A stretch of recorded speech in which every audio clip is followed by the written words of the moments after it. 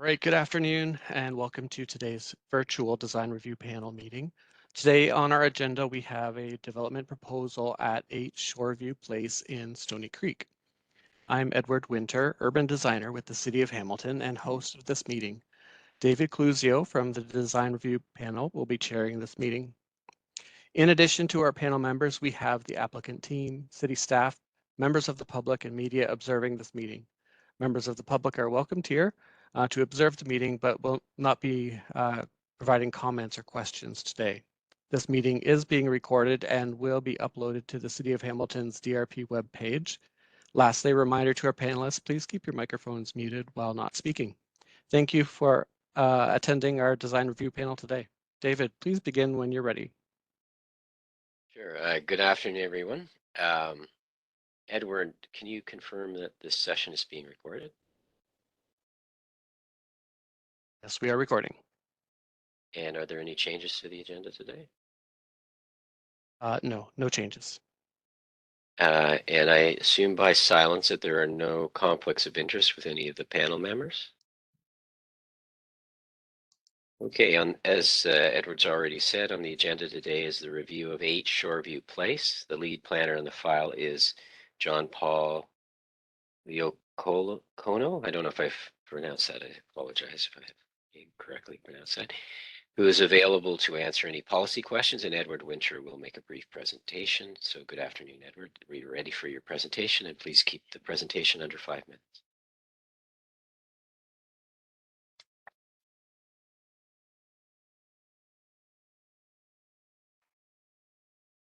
Okay.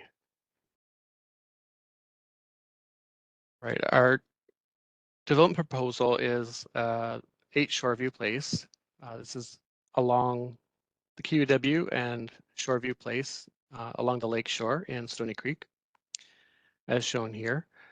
The proposed development will be one 37-story tower and one 25-story tower connected by a 5-story podium with indoor and outdoor amenity spaces on the 6th floor.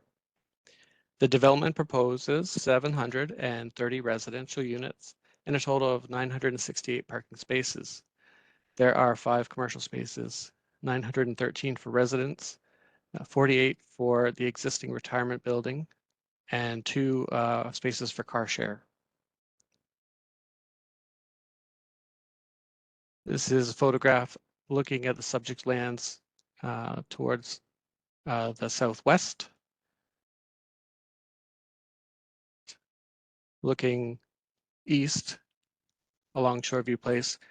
In the distance here is the existing 9-story retirement building with the waterfront park and lakeshore along the left.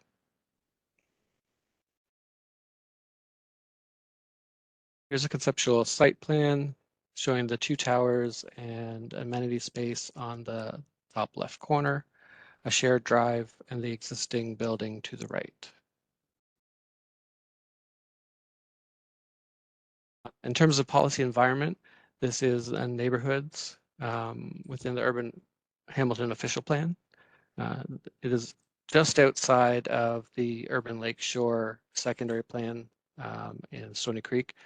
So we don't have the secondary plan available for this development area. Our questions of discussion today are, do the towers have adverse impact on the waterfront trailer park to the north? Do the north-facing residential units in the parking podium contribute adequately to the pedestrian realm in the area? Does the existing 9-story building to the east provide transition to the low-density residential properties to the northeast? And how can the entrance to Tower A be improved to provide a better sense of place and a safe and pleasant pedestrian experience? And that concludes my presentation. We're ready for the consultant to provide additional information, and please keep your presentation under 10 minutes. Good afternoon. My name is Matt Johnston, a registered professional planner with Urban Solutions, and I'm joined by the project team here today, Arcadius Gurmick, Kathy Zhu of White House Urban Design, and sorry, Arcadius is of course with GNC Architects.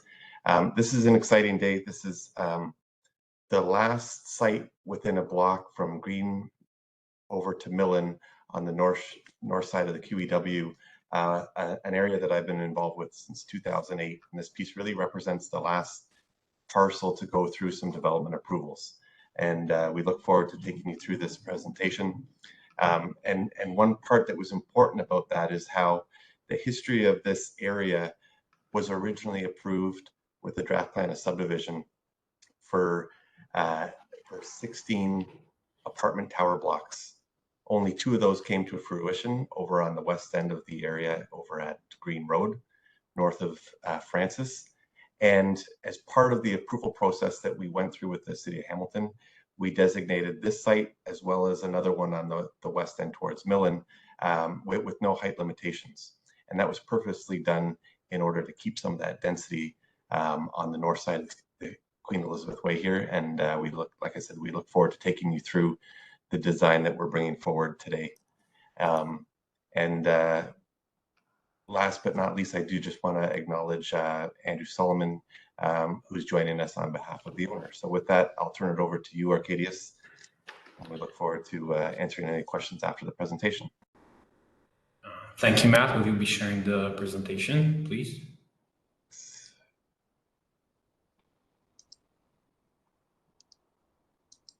Here it comes. Okay, thank you very much. We can skip to the first slide. Next, please. I'd like to start us off with a few diagrams to help me explain the major organizing elements for the proposed design. Next, please. Starting with the access to the site. With having an elevator overpass to the west of our site, we focus our vehicular, pedestrian, and circulation on one corridor, starting at Shoreview Place at the north property edge and continuing to the south, connecting the existing and proposed developments together. Next, please. We propose locating 2 point towers on the site in a way that sets them back away from the waterfront trail, that conforms to site geometry, that minimizes tower overlap, and that optimizes views from the residential units. Next, please.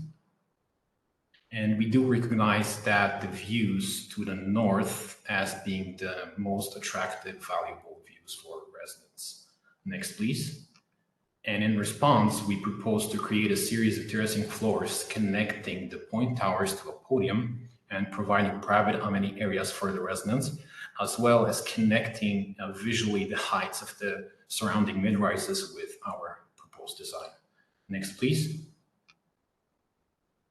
We propose to use the south end of the property marked with the blue hatch as a drop-off zone with access to parking and access to entry lobbies of the 2 proposed towers.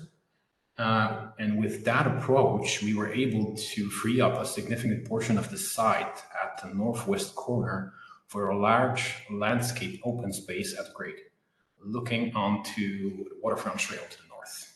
Next slide, please. And then on the resulting podium rooftop, we propose additional outdoor amenity and an indoor amenity structure connecting the 2 towers together. Next slide, please. And this is the resulting ground floor plan. With the orange color, we marked the proposed commercial area starting at the northmost end, the closest to the waterfront trail, and then continuing to the south along a wide pedestrian area.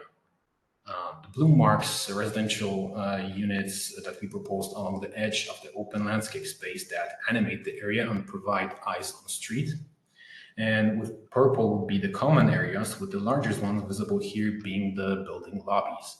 The Tower A lobby, the one to the left, opening into our pedestrian forecourt connected to the drop-off zone, and the Tower B lobby open onto the drop-off zone as well and onto the pedestrian space and connecting through to the landscape open space at the corner. And gray is parking, light pink, we marked lockers, mechanical space, and bicycle storage that we placed next to both tower lobbies. Next slide, please. We have the second floor plan as a typical example of the podium floors. We propose the podium as a 5-story structure with residential units animating the edge of the landscape open space and the side access corridor. Next slide, please. At the podium rooftop, we proposed amenities, as mentioned before, active outdoor amenities to the south of the podium and calmer outdoor amenities to the north that are shielded from traffic noise by the indoor amenity structure. We can also start to see the building massing stepping back here around the perimeter, creating terraces for residents. Skip the next 4 slides, please, Matt. Next one, please. Next one, please. Yes, here. Thank you. So with that, we saw how the terracing steps back, pushing the tower portion of the building away from the waterfront trail and the open landscape space on site. Next slide, please. Here we're going to have a series of elevations and perspectives to explain the design further. With the elevation design, we aim to separate the building massing into smaller volumes with a distinct, simple design for the tower top and a more distinct design for the podium. For the tower, we propose a cladding that resolves the verticality of the tower form and the horizontality of terraces facing the lake. We integrated the mechanical penthouse into the tower design and have it contribute to a distinct tower top. Next slide, please. We propose to transition the materiality of the podium down towards Millen Road so it better corresponds to the scale of buildings across the street. Next slide, please. For the part of the podium not having any residential units, we propose the dynamic design for the elevation cladding facing the QEW. Next slide, please. Here we can further see how the podium materiality translates to a perceived change in podium height and how the terracing above the podium pushes the bulk of the mass away from Shoreview Place, which would be on the left side of this image. Next slide, please. We start with a series of perspectives. This is a view looking northeast. We can see the tower top design creates an opportunity for illumination. We can see how the stepping terraces correspond to the existing mid-rise. Next, please. A close-up view shows the different materials we propose for the podium. Gray precast panels that mark the parking podium and red-brown metal panels placed at alternating angles that define the residential part of the podium and between simple elements that separate the two masses apart. Next slide, please. A perspective view looking north from the other side of the QEW. Next slide, please. A closer look at the podium and the drop-off area. On the right side, we can see how the residential podium angled panels change the way the podium looks when viewed at an angle, and how it interacts with the parking podium design. Next slide, please. A perspective view looking south, showing the relationship between the existing context and the podium, the terracing, and the towers. Next, please. A closer view over the waterfront trail and onto the proposed landscape open space that's framed by the podium with more textured material on the lower floors to define the pedestrian scale. Next slide, please. A bird's eye view looking down onto the landscape open space and the connecting residential units. Next slide, please. An overall perspective view of the building and its surroundings looking south. Next slide, please. We'll be finishing this part with a site plan summary, and I'd like to hand over the presentation over to Kathy. Thank you. We're running a little bit long on time here, so please make this section brief.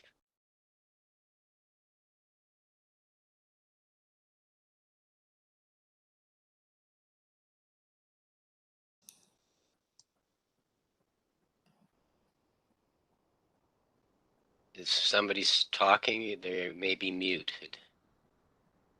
Hi, I'm Kathy. I'll talk about the landscape portion of the site. So next slide.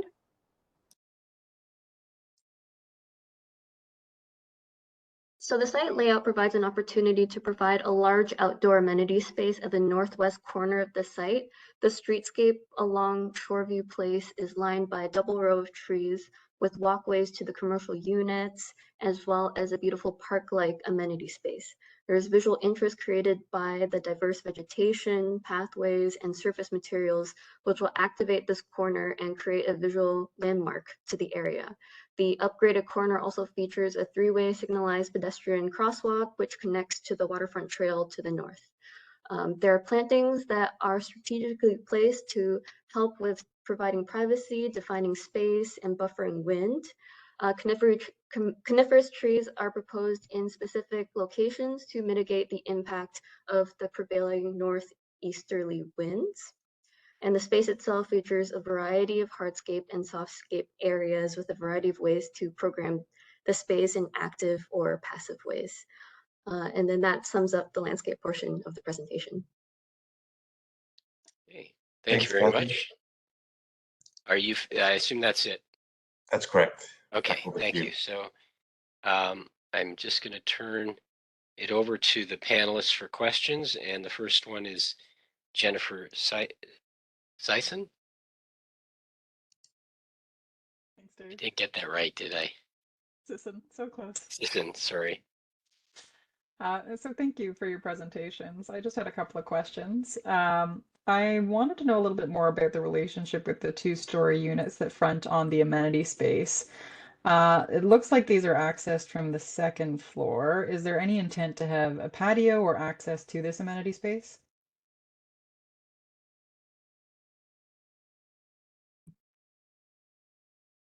Arcadius?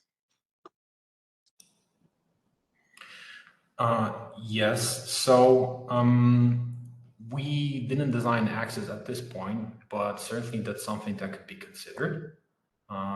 We feel that the important thing was to provide those eyes on the street and that the unit facing the open landscape space animated, but I guess we could consider animating it further with patios or entrances. Thank you. Regarding Tower A, I was wondering how the residents of Tower A would get to the amenity space on foot.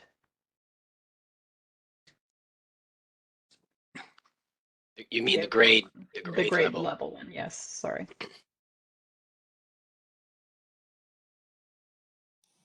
Barry, you want to take that one? Sure, I'll take that one.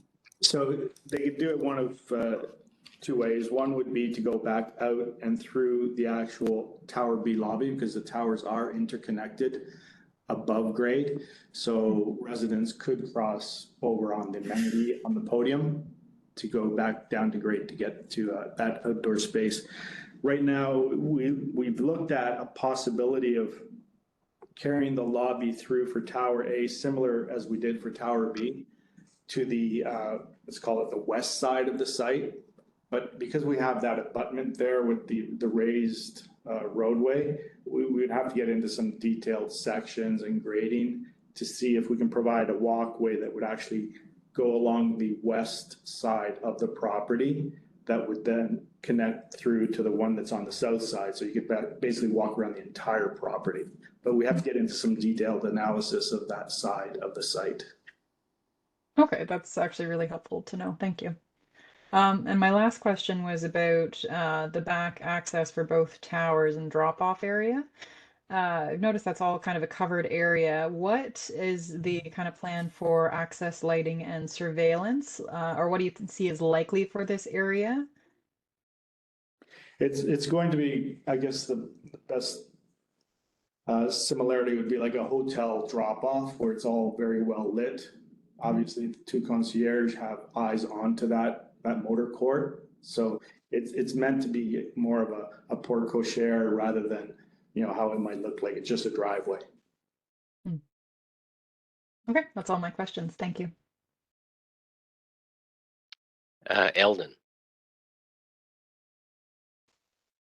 Thank you. Just a couple quick questions. This may be probably one to both staff and the applicant, but and as I understand it correctly, this application only requires a minor variance. Is that correct? That's correct. That speaks to the initial land use approval with the comprehensive zoning bylaw from Green all the way over to Millen, where 2 sites were designated for minimum number of units with no height limitations to really encourage and keep some of that density that was part of that very older high-rise dwelling draft plan of subdivision that was abandoned. Thank you. It's very unique. And I guess my second question was just with respect to shadows. And I know it's something that wasn't part of the presentation, but I was wondering if a bit of rationale can be provided on the shadowing as it relates to the existing townhouses to the west. I noted particularly buildings 98 and 99 Shoreview Place seem to have an ample amount of shadow in the morning, and is wondering what the thoughts of the applicant and team are as it relates to shadowing from the organization of these towers. Thanks, Eldon. You know, there is that area to be mindful of. What we did was try to rely on the City of Hamilton guidelines with requirements for minimum sun exposure, and certainly they'll experience change, but it's change that was, you know, part of the sort of planned function of this particular site. Thanks, Matt. Those are my questions.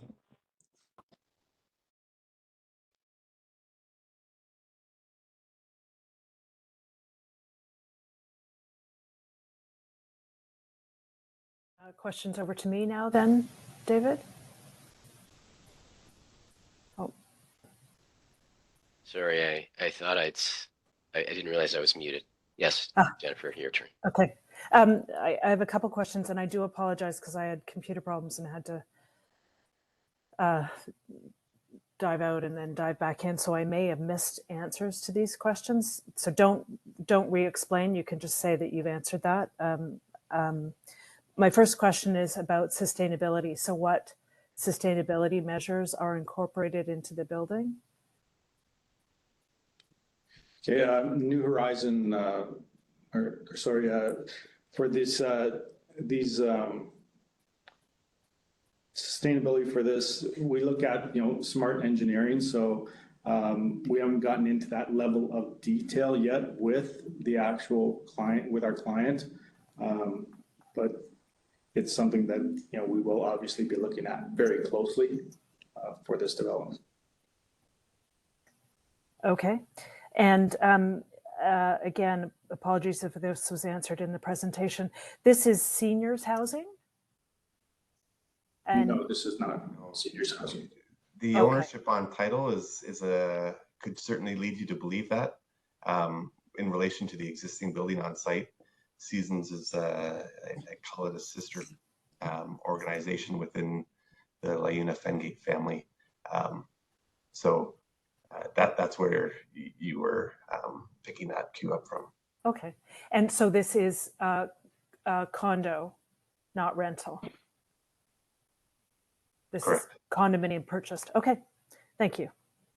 Market condo, yep. That's all the questions for me at this moment. I have a clarification on the elevations. On the west elevation, for example, I don't know if you can pull it up quickly, or the south elevation. You have a treatment for the parking structure, this kind of prismatic treatment.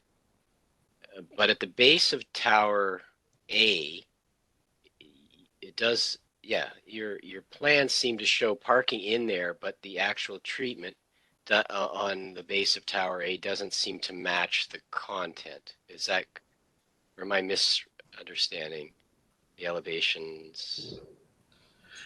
Yes, thank you. So that was a further strategy to increase the separation of the volumes.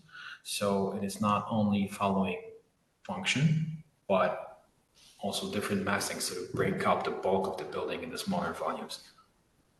That was the design intention here. I think that's it for the questions, and so I'm going to turn it over to the first panelist, Jennifer. Thank you. So I wanted to start off by saying that I really appreciate that ground level amenity space you've shown. I think it does a good job connecting to that larger waterfront trail, and I'm appreciative that it's publicly visible and accessible. I think it could really act as an extension to that waterfront trail and park area, and if done well, it can be a really great hub for recreation along the waterfront. I also appreciate the double row of street trees that you've shown, and with the efforts to like really green up the space and provide plenty of vegetation. I think that a little bit more could maybe be done to enliven that Millen Road side, barring that there might be some issues with the grading and that might need to be worked out through detailed design. I think you might be able to provide more of a sense of welcome and transition here. For the at-grade amenity space, I'd also caution that clear sightlines are going to be needed both for safety and visibility of uses to make sure that it's enlivening that space. While I understand the coniferous trees are really important for the wind mitigation, I'd suggest that modifications to the design of the building might help further mitigate the wind so that you could consider shorter shrubs in some places and just be very strategic with the placement of all your plantings and trees. I do have some concern over the wind impacts. The study has showed that some parts of the proposed amenity spaces are going to be uncomfortable in spring and fall and wouldn't be comfortable for sitting in summer, making it somewhat difficult to enjoy them. I did note that you've made a lot of modifications since that study was done, and the vegetation, some parapets and overhangs are all going to help. But I do think additional design refinements could work to reduce that wind impact even further. Potentially, you could consider narrowing the tower design, or adding further step backs to the building sides, particularly those that are facing onto the amenity areas. I am overall very pleased to see the addition of the plantings, the parapets, and the overhangs for Tower A and Level 6 amenity space, because I do think that's going to help with those wind conditions. I do find the visual and shadow impact of the proposed buildings overall are fairly significant, particularly on those townhomes to the west. I'd like to see some further refinement to the design that would reduce these impacts either through additional step backs and maximizing that light so that those backyards are receiving some sunlight in the morning. A number of them were in shadow for most of the morning. I also have some concerns about the pedestrian access. You've kind of touched on that might be something that could be looked at further, providing a connection for lobby to Tower A to that west side of the building. If the grades allow you to do that, I think would be a really good addition to the design. And I'm hoping that you'll be able to achieve that through detailed design. The covered drop-off area and parking in the southeast corner, while it is good for the wind conditions, has the potential to create an unsafe space. I think you've touched on this a little bit in your answer, but the access surveillance and lighting are going to be really important to that. And also the short-term biking here is kind of isolated on that kind of island, and I think it should be relocated so it's closer to the tower lobby entrances. Overall, I'm really happy to see this density of uses and the dedicated space for an at-grade amenity in such a prominent waterfront area, and I look forward to seeing this built. Thank you. Eldon? Thank you, and thank you for your presentation. I really appreciated the effort and detail that went into it. I think Jennifer's comments, Jen's comments, really encapsulated a lot of the comments I shared. So I'm not going to belabor it. I'm just gonna kind of touch on 2 points that really rung to me. One was, as mentioned earlier, the connection from Tower A to the park-like space. That's such a beautiful space, you know, a really great opportunity. It feels like that tower is really lacking in it. The suggestion of taking a circuitous route to get down there is just really not, you know, it's not the desire line for the pedestrian. It's not, it doesn't have the pedestrian in mind. So I would really encourage you to put a lot of effort in giving an equal amount of access to both towers and how they get not just to the portico courtyard, but for the cars, but also to this amenity space on the street. And similarly, whether you can consider whether the orientation of those towers as you have them would have a further consideration or reconsideration of those towers may have an improved impact as it relates to shadows to the west. I think that's something that is worth evaluating to see whether there's an improvement, recognizing you have the heightened density permissions to do what you're doing, trying to avoid a situation where even with two towers that maintain a 25-meter separation are still coming out as a slab relationship as it relates to shadow. So something to consider. But overall, really enjoyed the presentation. Excited to see what happens on this site to close off the chapter of this portion of the waterfront. And thanks for your presentation. Jennifer Mallard. Thanks, David, and thank you for your presentations. Building on my first question about sustainability, knowing, especially this summer, it's been a crazy summer to remind us that we're in a climate crisis. So I think every project needs to do as much as they can, and knowing that these things impact the pro forma, you know, the cost of a building. I think they need to, well, we know as designers, they need to be incorporated very early on in the design. So I always take an opportunity to emphasize that responsibility. So I'll do that here. I do have a concern about the height, and I know you don't have a height limitation per se, but then so we can talk about what is in the zoning bylaw in terms of policy, and there's a note there about transition. So transition to the lower dwelling units.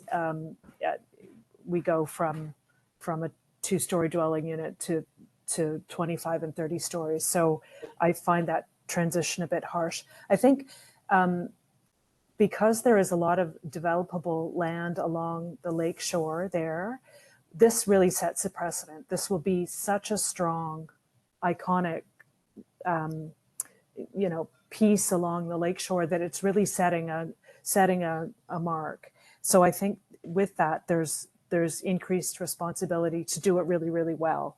I find the design approach has some very interesting things. I like the prismatic surface treatment that wraps the parking, but as David pointed out, that treatment doesn't extend around programmatically around the rest of the parking. I think there are almost too many moves here, and it could. I think the design could be stronger with just a more concise approach, one or two moves instead of you know, the 5 or 6 that are there. My question about the seniors housing was because there's a reduction in parking here, and so you're providing 80% of the required parking, and normally I would like completely support that because we need to be less reliant on our cars. But I think building density where it makes sense, where there's civic infrastructure, public transport that supports that alternate means of transport. And I'm not sure what is here. It's because it's not downtown Hamilton. And to that end, if you're only getting 80% of the parking requirement, maybe the number of units is too big. So all of these are interrelated. I do support development along that the waterfront. I think it'd be a great place to live, and the way that you've sculpted the towers to get more units to get the view, I think is absolutely the right move. That's all from me at the moment. Thank you. So I guess to wrap up and maybe emphasize a few of the comments that have been already stated. I mean, I guess I'm kind of interested a bit in the context that was provided at the beginning, because it sounded like you were suggesting, well, you suggested originally there were going to be 16 towers along this property or along this stretch of the waterfront there, and now it's really come down to just one group here and another location. And so instead of being part of a fabric of towers, it's really turned into a landmark. And in a way, echoing what Jennifer was just saying, I think that because it's a landmark, it's kind of a unique condition. There's an opportunity and I think also an obligation to do something that's a little more iconic. So I think in considering that, I think I would echo what Jennifer said about the complexity of the architectural approach in the rendering of the various facades. I think a simpler hand that I think you could be more. I completely support the idea of maybe just that side that faces the Queen E. It is, it's a challenge to address that condition, and I think you could more simply reflect that portion of the building is parking and take that, that prismatic treatment and encase that whole rest of the building. And then the fact that you have a terrace component, that's another element. And then the tower is a single element kind of thing. I think that, and I, there's a spirit of enthusiasm of investigation there that I completely endorse. I just think maybe a little bit of a pause to really look at it and whether some kind of simplification might result in a more elegant and iconic landmark in the context. The comments about the ground floor. So the other thing I think that when you do a complex of this size, you, I think, have an obligation to really look at your ground floor and produce something that gives back to the community as much as possible. The community in this case who are primarily in the building itself. And I think that right now the ground floor is not as refined as it could be. And part of it is this idea of the park that you've created at the sort of northeast is not linking in a way particularly to the south lobby, but in fact both of them are quite convoluted, and yet that is that in many ways is the big amenity there. And I think maybe there should be just less grade level parking to a lot. Like right now, you're isolated the one residential core because of the way the parking circulates at the ground floor. That's not very easy to get a linkage there. So I honestly think you have to re-examine that the ground floor and come up with something that really connects a little bit more convincingly. And I agree with the idea that the ground levels of these townhouse units actually have ground level access. That would be one of the benefits of that. And I think that when we were talking about this earlier, we were, as a group, we were thinking it was a completely seniors project. And now that I understand that it isn't, I think this level of kind of ground level porosity and interconnectivity to the whole site, I think is even more important, because you'll be attracting a much more mobile clientele, and the ability of linking into the waterfront and the rest of the community is going to be just much more important. And I think it'll make it a more sellable complex to do these kind of things. So I think it's a good investment. I think that the upper level terrace is quite, that interlinks the two buildings, and there's a huge component of commodious at the upper level. I think that works pretty well. I think that I don't really have anything more to add, other than I think the designer's comments there. I'm not sure I got your name correct, so yes. I think you at one point talked about simple approach, and I think that that's maybe something that you can think a little bit more about in what you've got. I think there's, all the ingredients are there. Just a bit more refinement, I think, would be worth investigating. And I echo my fellow panelists that it'll be great to see something of substance and consequence on this site. It's a very tough area to develop.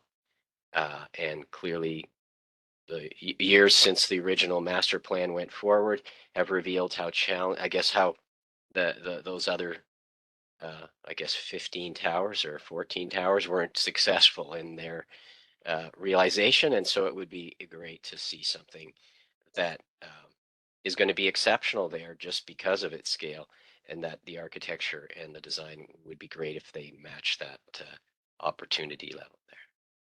If you have any questions or comment this would be the time to provide any requests or comment. Appreciate the good feedback, and we look forward to incorporating some of these comments back in a revised submission. Thank you. Thank you. Thank you.